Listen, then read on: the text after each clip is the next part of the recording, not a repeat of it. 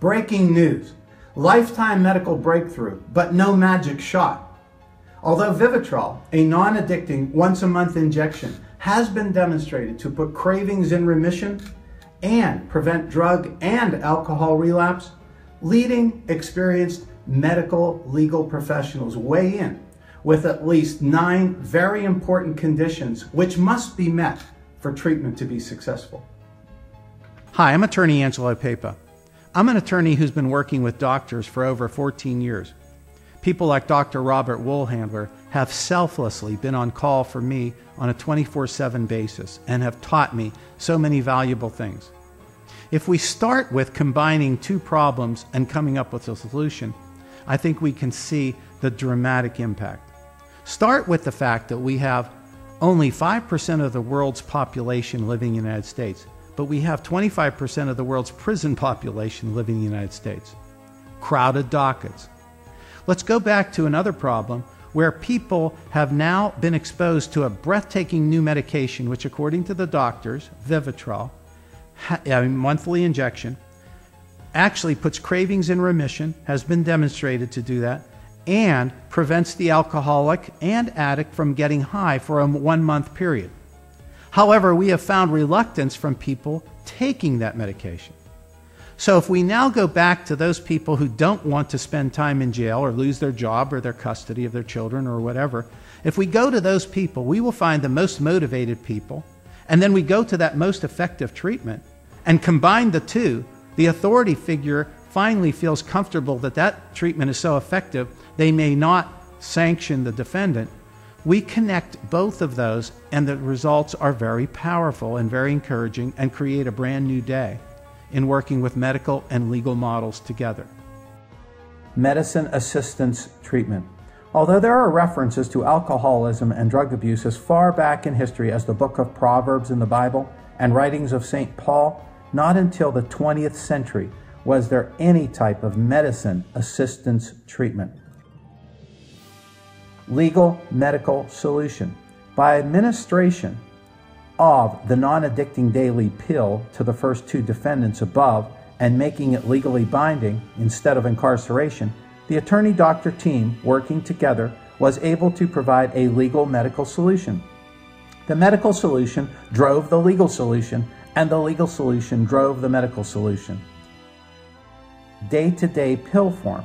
Although Revia was effective in craving remission and prevented the reward system in the body from providing the high from drugs or alcohol, in most cases it appeared to only last approximately 24 hours.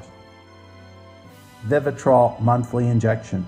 The next major development was in October 2010 when the FDA approved Vivitrol, a once-per-month injection, which has been demonstrated with counseling to put cravings in remission and otherwise prevent relapse of drug and alcoholism on a 30-day cycle. This creates a perfect opportunity. When we combine the facts like, unlike other health medical problems, because most addicts and alcoholics do not seek or stay in treatment, that criminal justice system was responsible for 37% of all referrals, and that the court is being able to make long-term extended recovery mandatory, it is an exciting new day.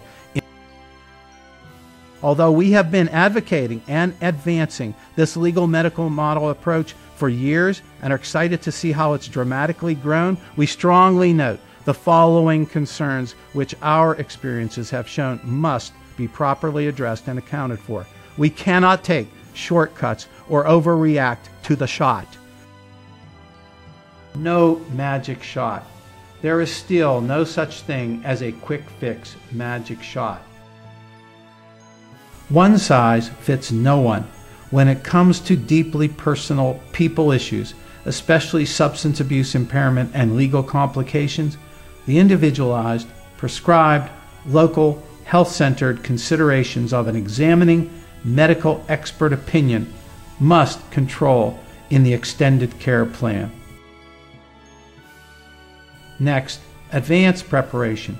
Because the administration of naltrexone while a person is still on opiates will not work and most likely trigger a withdrawal sequence, and an addict must be abstinent for usually 7 to 10 days, the defendant patient must be properly advanced, tested, and prepared before the injection. Seamless transition.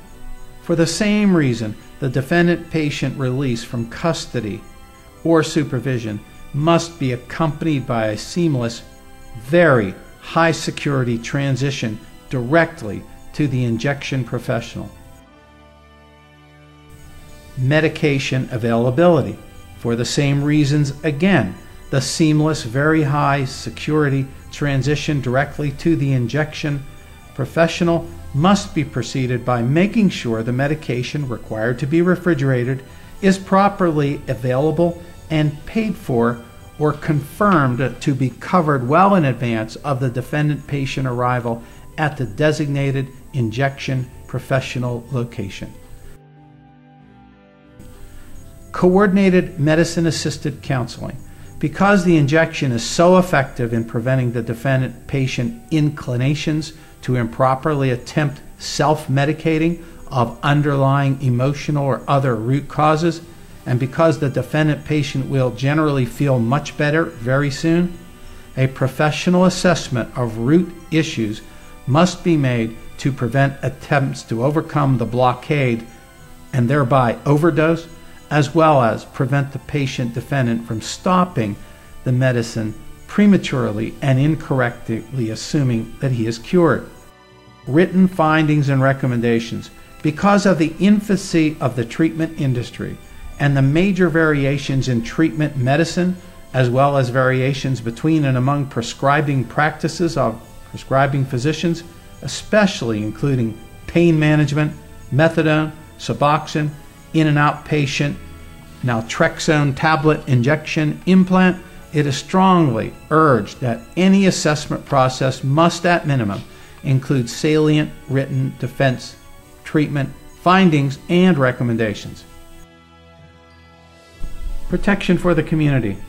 Because a great many real criminals who pose a serious risk to safe communities also abuse drugs and alcohol, a serious, written, and effective objective expert analysis of risk to the community must precede any excusal or release from custody.